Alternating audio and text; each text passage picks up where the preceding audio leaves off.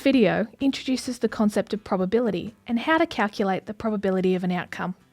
We are asked to calculate what is the probability of flipping two heads in two tosses of a coin. Step 1. Understand the question. What do we mean by the probability of two heads? Let's say that we have a certain number of possible outcomes or results. For example, rolling a die has 6 possible outcomes, 1 through to 6. And let's say they are all equally likely. Again, when rolling a die, each possible result is just as likely as any other. Usually, we only want or are interested in some of the possible outcomes, like if we wanted to roll a 6, or in our example question, we wanted 2 heads.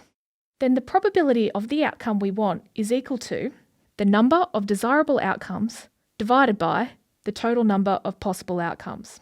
So we need to determine how many ways there are of flipping 2 heads and how many possible outcomes there are in total. In probability, it is often helpful to visualise the situation.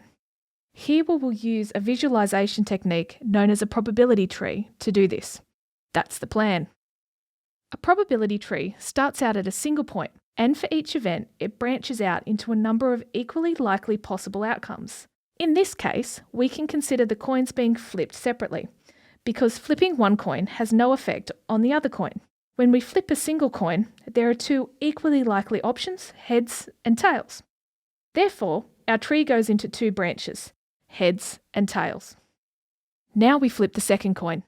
It also has 2 equally likely outcomes, so each of our 2 branches now branch into 2 more, so we have 4 total branches. Now we can see that there are a total of 4 possible outcomes, and only one of the branches has 2 heads.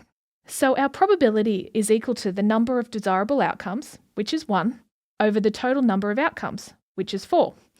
So our answer is 1/4 or 25%.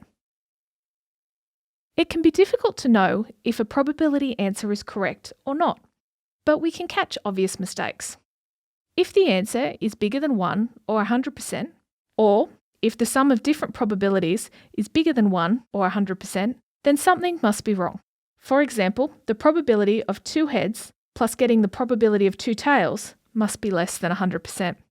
Since we know that the chance of getting 2 tails has to be the same as 2 heads, then the probability of 2 heads must be less than 50%. Similarly, if the answer is negative, we know that that is wrong.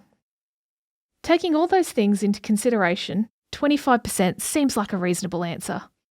What if we flip the first 2 coins, as well as a third coin that is twice as likely to land on heads as tails? What is the probability of exactly 2 heads? Well, we can use our tree from before and extend it for the third coin. As we said before, each branch of the tree must be an equally likely outcome. We can accommodate this by giving each branch from before 3 new branches, 2 heads, 1 tail. Now each of these outcomes are equally likely, 2 heads outcome and 1 tails outcome. By counting up the total number of branches, we can see that there are now 12 equally likely outcomes, of which 5 have 2 heads. So our probability is now 5/12, or roughly 41.7%.